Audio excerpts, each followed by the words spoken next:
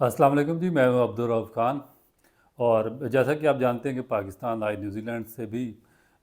جو چوتھا T20 match تھا وہ ایک دفعہ پھر بری طرح ہار گیا، اور اس طرح پاکستان کو 4-0 سے اس سیریز میں شکست کا سامنا ہے۔ اس کے بعد آج ایک اور بڑی لیٹسٹ ڈیولپمنٹ ہوئی ہے پاکستان کرکٹ میں۔ جو چیئرمین مینجمنٹ کمیٹی تھے پاکستان کرکٹ بورڈ کی، ذکاء اشرف صاحب، انہوں نے اپنے عہدے سے ریزائن کر دیا۔ بات کریں گے کہ اس ریزائن کی وجہ کیا بنی، اور میرا خیال ہے کہ ایکسپیکٹ تو یہی کیا جا رہا تھا کہ جس طرح پاکستان کو پے در پہ شکستیں ہو رہی تھیں، جس طرح پاکستان وائٹ واش ہوا آسٹریلیا سے ٹیسٹ سیریز میں، اور اس کے بعد جو ورسٹ پرفارمنس تھی پاکستان ٹیم کی، اس کا سلسلہ نیوزی لینڈ کے ٹور میں بھی جاری رہا، اور پھر پلیئرز کی طرف سے کچھ کمپلینز وغیرہ آ رہی تھیں۔ اس کے علاوہ جو مینجمنٹ انہوں نے سلیکٹ کی تھی، جو سلیکشن کمیٹی انہوں نے سلیکٹ کی تھی، جو ٹیم کا ڈائریکٹر اور ساری کوچنگ سٹاف انہوں نے سلیکٹ کیا تھا، وہ بھی کوئی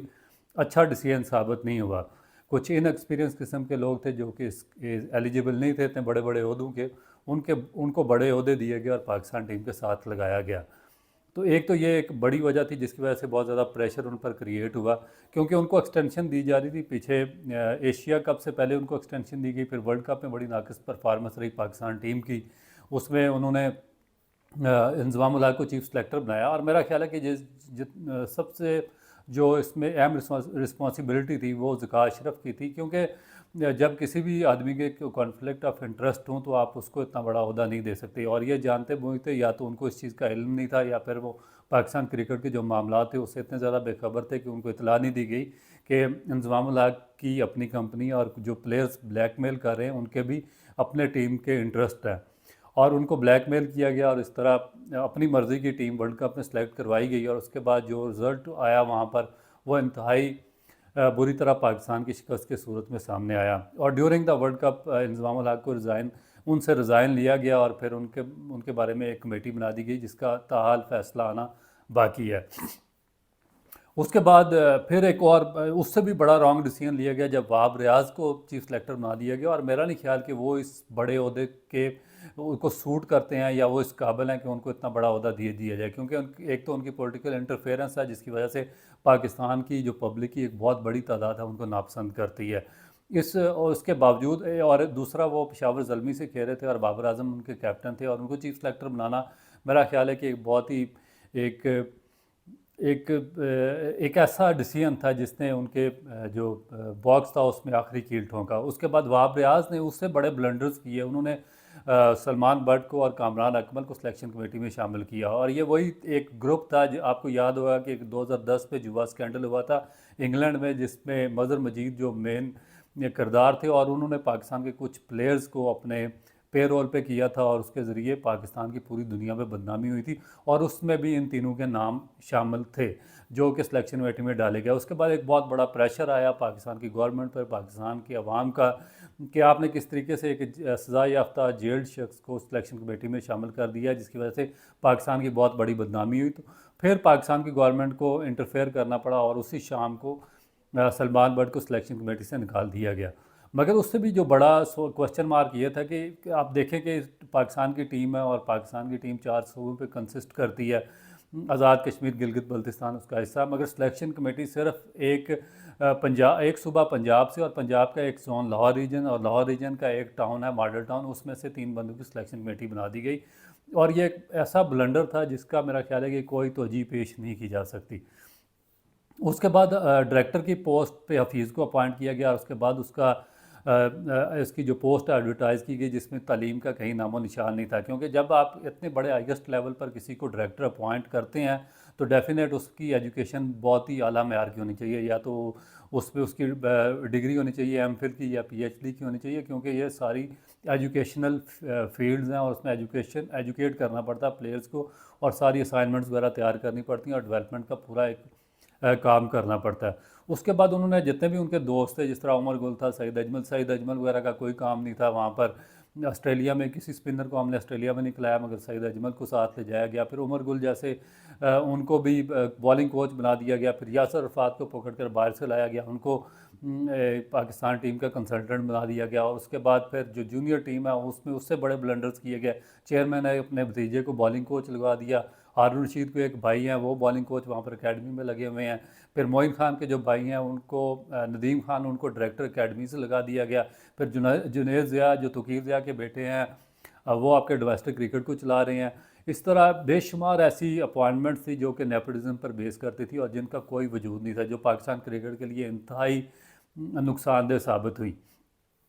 اس کے بعد پھر پے در پہ شکستیں ہوئی. آسٹریلیا سے 3-0 سے سیریز ہارنے کے بعد پاکستان پہ بہت زیادہ گورنمنٹ پہ پریشر ڈیولپ ہوا,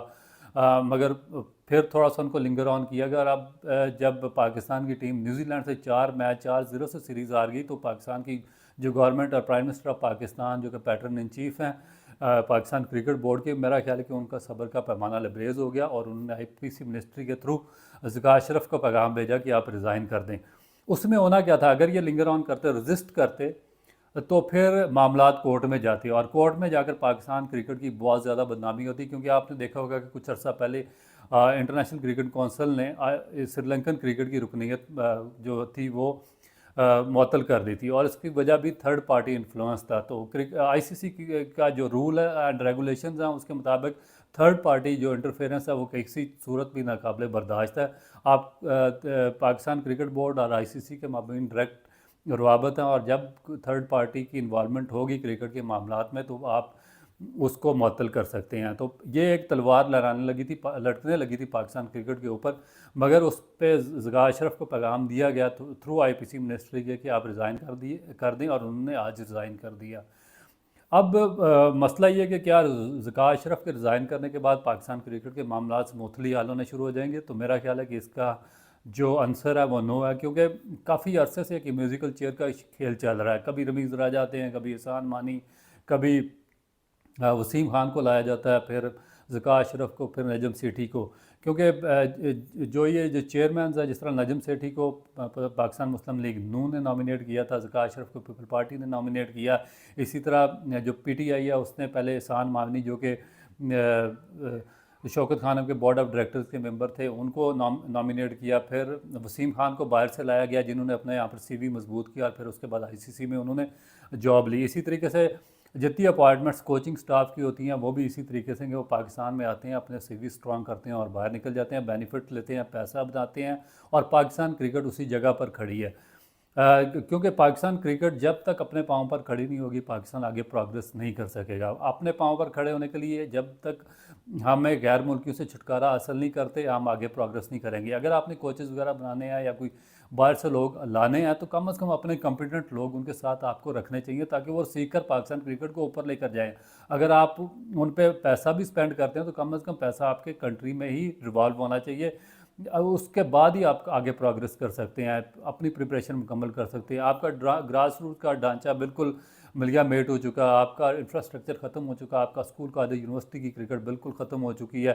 ایک میوزیکل چیئر کا کھیل چل رہا ہے آپ کے کرکٹ بورڈ میں, کبھی ایک آتا ہے, کبھی 4 مہینے کے لیے دوسرا آتا ہے, 3 مہینے کے لیے ایک آتا ہے. لانگ ٹرم پالیسیز بن نہیں سکتی. جب تک لانگ ٹرم پالیسی نہیں بنے گی, ایک ویژن پر آپ کام نہیں کریں گے تو آپ کی کرکٹ آگے نہیں جا سکے گی. تو امید تو یہی ہے کہ اب جو پیٹرن ان چیف ہیں پاکستان کے پرائم منسٹر آف پاکستان, وہ کچھ ایسے بہتر لوگوں کو سامنے لائیں گے کہ جس کی وجہ سے پاکستان کی کرکٹ سفر نہ کرے, پاکستان کی کرکٹ فلورش ہو. کیونکہ جب تک آپ کی سپورٹس فلورش نہیں ہوگی آپ کا کنٹری بیکورڈ پہ رہے گا. کیونکہ ایک صرف کرکٹ ایک ایسی چیز ہے اور سپورٹس اس وقت ایسی چیز ہے کہ جو پوری نیشن کو, چاروں صوبوں کو یونیفائی کر سکتی ہے. آپ ایک بڑا ریونیو یہاں سے جنریٹ کر سکتے ہیں. آپ کی جو کافی بڑی انڈسٹری اس شعبے کے ساتھ وابستہ ہے, جن کا روزگار وابستہ ہے, آپ کی ٹرانسپورٹیشن, آپ کے ایئرپورٹس, آپ کے ہوٹلز ہیں, آپ کی جو انڈسٹری ہے سیالکوٹ میں بیٹ بنانے کی, پھر لیدر کی جو گلوز وغیرہ اور پیڈ اور دوسرا جو کرکٹ کے اکوپمنٹس ہیں وہ اس سے بہت زیادہ لوگ اس کے ساتھ وابستہ ہیں. پھر آپ کا میڈیا میں بہت زیادہ لوگ جو کرکٹ پر باتیں کر کے کمائی کرتے ہیں through social media, through media اور تھرو ادر پلیٹ فارمز کے. تو اگر پاکستان کی کرکٹ سٹرگل کرے گی, پاکستان کرکٹ بورڈ ٹرمبل کرے گا, تو میرا خیال ہے کہ اس سے جو آپ کی جتنی بڑی انڈسٹری اس کے ساتھ انوالو ہے کرکٹ کے ساتھ، وہ ساری کی ساری اسٹرگل کرتی رہے گی اور ساری فلیٹ آؤٹ ہو جائے گی۔ اس سے پاکستان کو بہت بڑا جو ایک ریونیو کا بہت بڑا خسارہ برداشت کرنا پڑے گا، نقصان کا سامنا کرنا پڑے گا، کیونکہ آپ کے سامنے آپ کا ہمسایہ ملک انڈیا جس نے تھرو کرکٹ اپنی پوری انڈسٹری کو فلورش کیا ہے۔ آئی پی ایل جو ہے ان کی جو انڈین پریمیئر لیگ وہ سب سے بڑا برانڈ بن چکا ہے، اور وہ انڈین کرکٹ بورڈ اس کی وجہ سے اتنا بڑا ریونیو جنریٹ کرتا ہے کہ وہ آئی سی سی کو بھی ڈکٹیٹ کرتے ہیں اور اپنی مرضی کے فیصلے لیتے ہیں۔ بگ 3 کا معاملہ آپ کے سامنے ہے، جو ایشیا کپ میں ہائیبرڈ ماڈل سامنے آیا اس کا فیصلہ آپ کے سامنے ہے۔ تو یہ سارے جو فیصلے ہیں اسی وجہ سے کیونکہ وہ بہت زیادہ ریونیو انہوں نے جنریٹ کیا ہوا اور بہت زیادہ اسٹرانگ ہے۔ ہم بھی جب تک اپنے پاؤں پر کھڑے نہیں ہوں گے ہم بھی اسٹرانگ نہیں ہو سکتے، اور اس بات کی ضرورت ہے کہ بجائے کہ جو پرسنالٹیز ہیں ان کو یہاں پر مضبوط کیا جائے، ادارے کو اسٹرنتھن کیا جائے، پاکستان کرکٹ بورڈ کو اسٹرانگ کیا جائے، جو لوگ اس قابل ہیں، جو ویژنری لوگ ہیں، ایجوکیٹڈ ہیں، جو کمپیٹنٹ ہیں، جو اس کو چلانے کی صلاحیت رکھتے ہیں، ان کو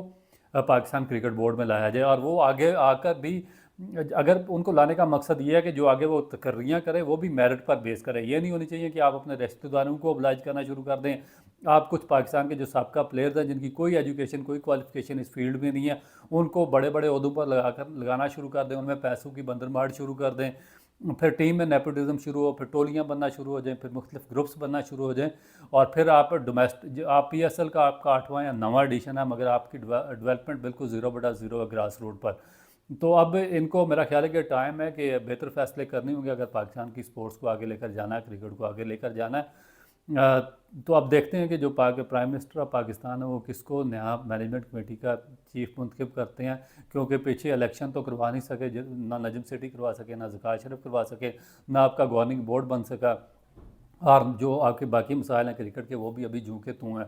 وہ آدھے پینڈنگ ہے اور اسی طریقے سے وہ اسٹرگل کر رہے ہیں۔ تو میرا خیال ہے کہ آنے والا وقت بڑا مشکل ہوگا، جو بھی چیئرمین آئے گا تو اس کو سوچ سمجھ کر اور اچھے فیصلے لینے ہوں گے تاکہ پاکستان کی کرکٹ آگے بڑھ سکے۔ امید ہے کہ آپ کو یہ ولاگ پسند آیا ہوگا، ایک نئے ولاگ کے ساتھ دوبارہ انشاءاللہ آپ کی خدمت میں حاضر ہوں گے۔ میرا یوٹیوب چینل لائک اور سبسکرائب کرنا نہ بھولیے گا۔ Thank you.